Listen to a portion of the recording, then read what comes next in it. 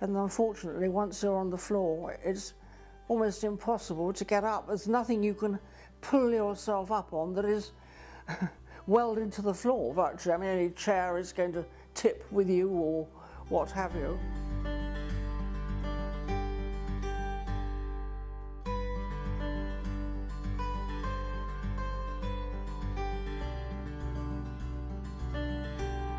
I'd gone to lock the door, and I think having had the fall a few days before, I probably was a bit wobbly, although I'd taken the trolley up quite close actually to the door.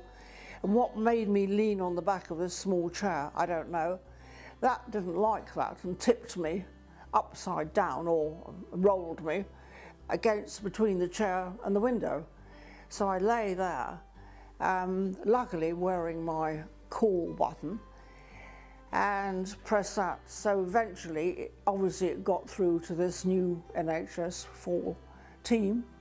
The initiative is that the community falls trained, specially trained CFRs are dispatched in the usual way by the EOC, go to scene, complete a clinical assessment of the patient, and then treat the patient if necessary, upgrading the call if that's appropriate, or actually getting the patient off the floor using a piece of equipment that we've been given called a razor chair.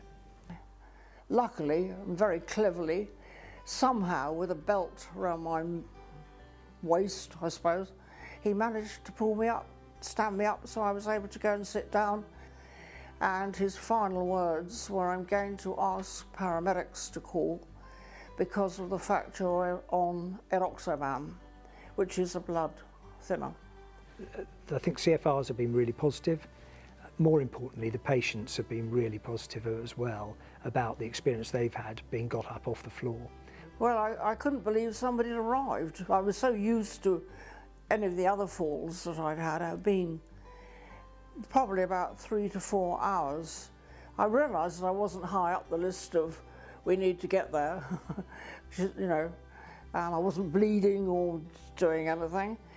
We've really taken time to make sure the governance is in place properly, to make sure that there's a clinical safety netting of those patients, and that's where the PP Hub provides that safety net. But at the same time, community first responders wouldn't normally go to C3 calls because once they were effectively in the Trust care, they couldn't leave scene until the Trust arrived.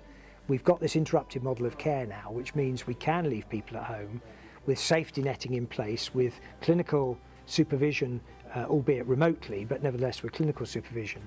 And then the Trust can then send a clinical response to the patient when time allows, as opposed to it being essential to get the patient up off the floor. Well, I think it's fantastic if they can come out to people who've really fallen, but there's no, well, they don't know that at the time, that you're not suffering any other injuries. I mean, you haven't broken anything, but no, I think hopefully you will be saving on paramedics.